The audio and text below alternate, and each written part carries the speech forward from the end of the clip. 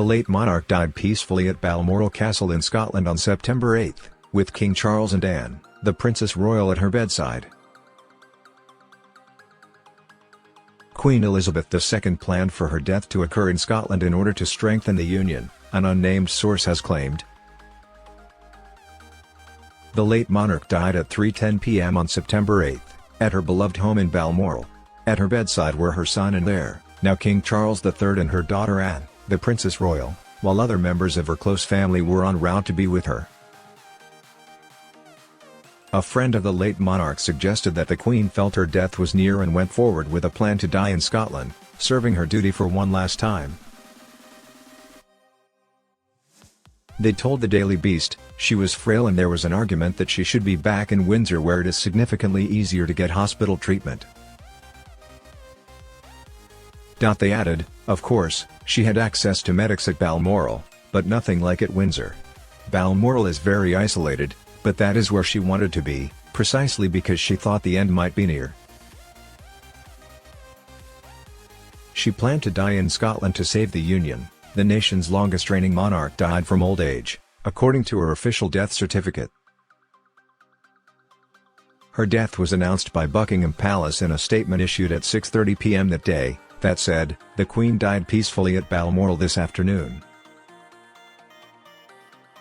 Old age is acceptable if the doctor certifying death has cared for the patient for a long time, was not aware of any disease or injury that contributed to death, and had observed a gradual decline in the person's general health and functioning.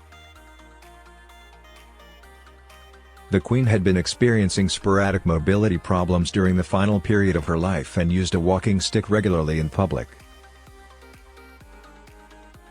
First Minister of Scotland Nicola Sturgeon has insisted on a second independence referendum after the country said no to a separation in 2014. With tensions arising between the Scottish and UK government, academic and author Tom Devine claimed that the Queen's passing in Scotland was consciously done. He told the Daily Beast, "I've thought about this long and hard. I do believe it was consciously done.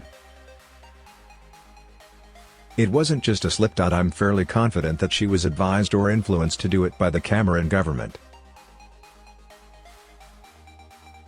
It was getting to the point where the polls were beginning to look pretty ominous," he added. "However, I wouldn't agree that she planned to die in Scotland, but in the event the Queen's final parting gift to Old Scotia, to Scotland, was to die in Scotland because that ensured massive global coverage for the nation."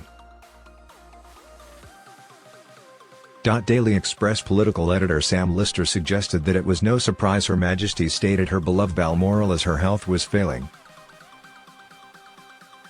She wrote, "Miss Sturgeon has always insisted independence from Westminster does not mean breaking away from the monarchy. Her MPs insist King Charles would be head of state for an independent Scotland. Scots will think very carefully again if asked to back independence.